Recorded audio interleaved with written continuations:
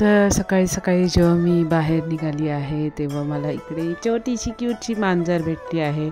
3 मांजरी होत्या, 2 पिल्लू होती आणि त्यांची मम्मी होती. सो हे सकाळी सकाळी मला ह्यांनी मला दर्शन दिलेलं आहे आणि मी चालली आहे माझ्या कॉलेजला नेहमीप्रमाणे. Good morning everyone. तर हे गुड मॉर्निंग कारण गुड मॉर्निंगचा टाईम होता, so good morning. So yes.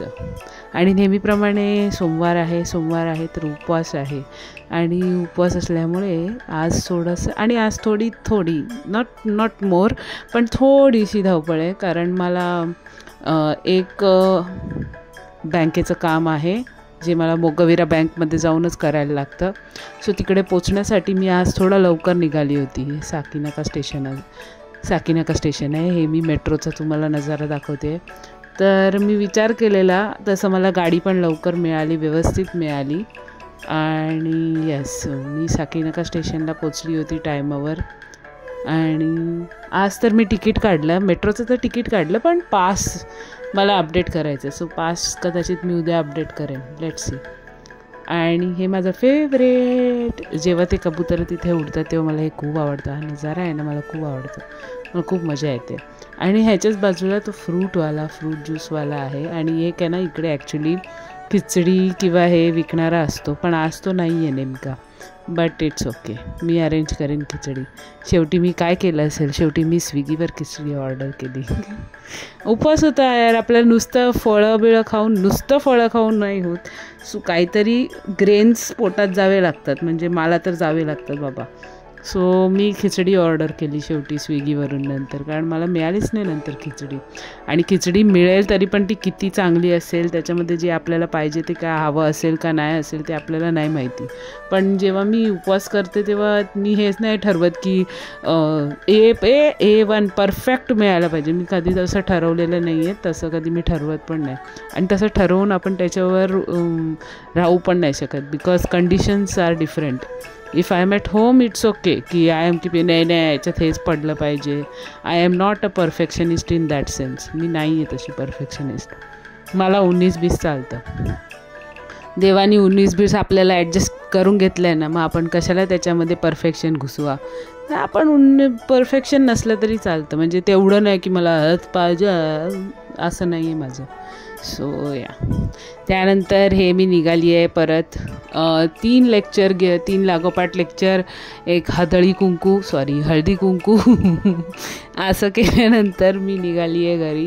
तुम्ही कुंकू बघू शकता. ते कुंकू म्हणजे आमच्याकडे आज हळदी कुंकू होता कॉलेजमध्ये, जोक सपाट, पण हळदी कुंकू होता तिकडे बायकांनी, म्हणजे आमचे जे लेडीज विंगच्या बायका असतात त्या हळदी कुंकू करतात कॉलेजमध्ये. तर त्याच्यामध्ये आम्ही दरवेळी एक्सायटेड असतो की ह्या वेळेला आम्हाला काय मिळणार आहे. तर सर मला काय मिळालं, आम्हाला एक मोठा वाडगा मिळाला.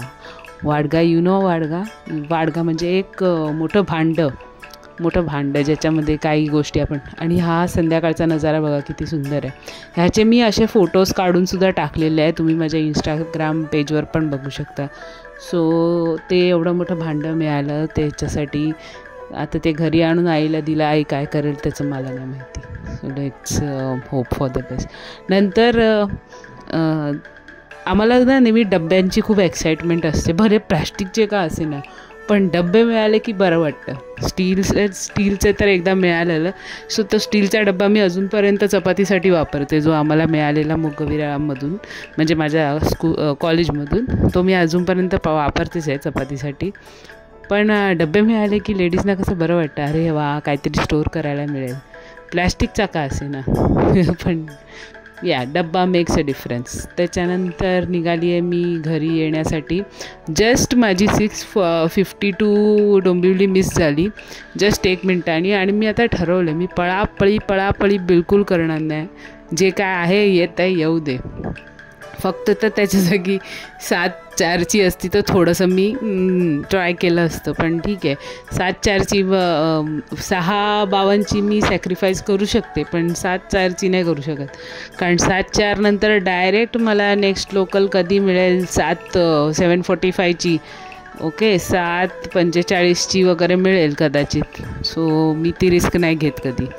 ते AC लोकल म्हणते मी, पण मी नंतर ह्याला जाऊ शकते, फर्स्ट क्लासला जाऊ शकते. I have options, not that I don't have.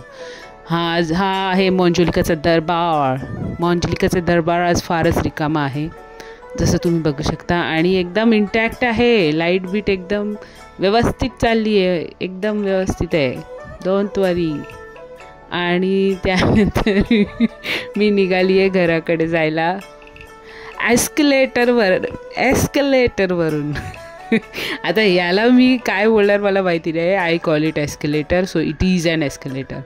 संध्याकाळच्या टायमाला काहीच. अजून एक गोष्ट अशी आहे की मी नेहमी कंप्लेंट करायची की आम्हाला ना माझी सिटी फक्त आहे ना अंधारात दिसते यार, मला संध्याकाळचा सनसेट नाही दिसत. ते कंप्लेंट मला खूपच भारी पडली, कारण त्याच्यानंतर ना कोरोना लागला आणि कोरोनामध्ये ना आम्हाला घरी बसायला लागलं लिटरली. सो तेव्हा मला समजलं we should not complaint about anything. नको बाबा कंप्लेंट, बाबा घरी बसायला लागतं. त्यानंतर ते बघा तिकडे व्हीनस आणि मूनचं वरती जे मी तुम्हाला पॅन करून दाखवलं होतं ते व्हीनस आणि मून होते. सो क्रेसेंट मून आहे, त्याच्या बाजूला एक स्मॉल डॉट आहे, तो आहे व्हीनसचा. हे मी इंस्टाग्रामवरूनच काढलं आहे, मला इंस्टाग्रामवरूनच हे कळलं आहे. मला स्वतःला पण काय एवढी विशारद नाही आहे, पण जे काही मी ऐकते, जे काही मी बघते, ऑब्झर्व करते, ते मी डोक्यात ठेवते आणि जर ते माझ्या समोर येतं तर मी तुम्हाला सगळ्यांना दाखवते त्याबद्दल. So yes.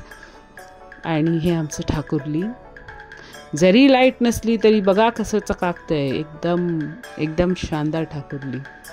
रस्ते बिस्ते आता आज क्लिअर दिसत आहेत जरा, कारण असू शकतं की ते खोदकाम किंवा ते खड्डे बिड्डे बुजले आहेत आमच्याकडचे. सो येस, एकदम बुळबुळीत सुळसुळीत आमचे जे काही लादी आहे ठाकुर्लीच्या. आणि हे सगळे आमचे सिनियर सिटीजनचा कट्टा आहे तो, जिकडे लोक बसले. आणि ते सगळे मला बोलते तुझा मोबाईल चालू आहे, म्हटलं नाही मी व्हिडिओ काढते. आणि इथे आमची लहान मुलं क्रिकेट खेळत आहेत आणि ती मला बोलली हॅलो ताई, म्हटलं hello. So that's it for the day guys. Thanks for watching. Keep सबस्क्रायबिंग.